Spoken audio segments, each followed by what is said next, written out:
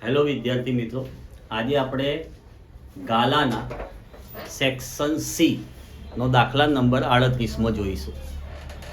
રકમ છે મીના રૂપિયા 2000 ઉપાડવા બેંકમાં ગઈ હતી. તેણે કેશિયરને કહ્યું કે મને માત્ર 50ની અને 100ની નોટો જ જોઈએ છે.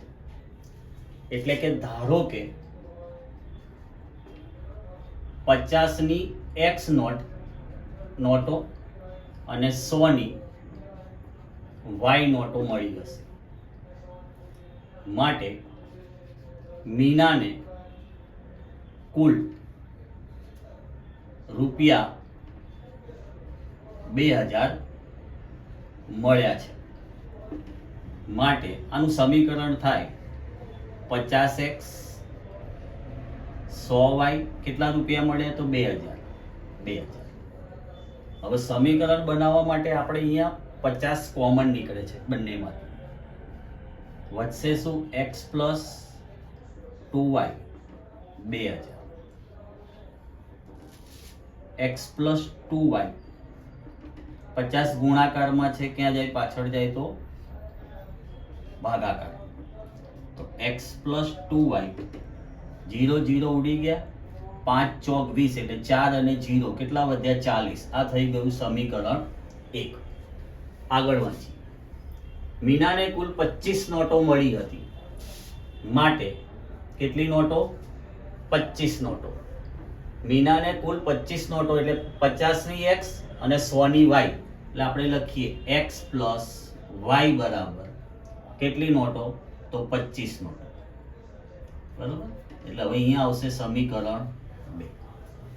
હવે તમને ખબર જ છે કે લોપની રીત લાગુ પડે એ જ સરળ પડે. અને લૂપની રીત કરવા માટે આપણે x સરખો કરવો પડે કાં તો y સરખો કરવો પડે. જે બે સંખ્યા સરખી થાય એની નિશાની અલગ હોવી જોઈએ તો જે લોપ થાય. તો આપણે શું કરીશું?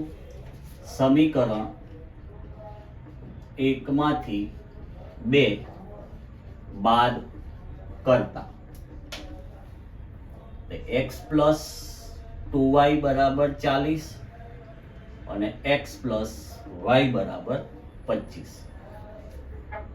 માઇનસ માઇનસ માઇનસ નિશાની એટલે અલગ કરી, પ્લસ ક્યારે ઉડે નહીં. એટલે માઇનસ પ્લસ ઉડી ગયા. 2y માંથી y જાય તો y, 40 માંથી 25 જાય તો 15. y કઈ છે નોટો? તો 100ની y નોટો છે. એટલે કે 100ની 15 નોટો હશે. હવે અહીંયા લખીએ સમીકરણ 2 માં y બરાબર 15 મૂકતા. મેં સમીકરણ 2 માં મૂકી છે, સમીકરણ 1 માં મૂકો તો પણ ચાલે. માટે x પ્લસ y બરાબર 25. x ના x, y એટલે 15 બરાબર 25. x બરાબર 25 માઇનસ 15 માટે x બરાબર કેટલા થયા? 10. તેથી 50ની 10 નોટો હશે. હવે ધ્યાન રાખો, આ બે રકમને સમીકરણ 1 માં મૂકો અને 40 આવે, કાં તો સમીકરણ 2 માં મૂકો અને 25 આવે તો તમારો દાખલો સાચો. એટલે પરીક્ષામાં કોઈ પણ બે સમીકરણમાંથી કોઈ પણ એકમાં બે રકમ મૂકશો તો જવાબ આવે. દાખલા તરીકે આ ખાલી ધ્યાન રાખવાનું, દાખલો સાચો છે કે ખોટો જોવા માટે. 25 x બરાબર કેટલા? 10. y બરાબર કેટલા? તો 15. જુઓ 10 અને 15 કેટલા થઈ ગયા? 25. એટલે એનો મતલબ એવો કે આપણો દાખલો સાચો. તો હવે આગળના દાખલા જોવા માટે આપણી ચેનલને લાઈક કરો અને સબસ્ક્રાઇબ કરો.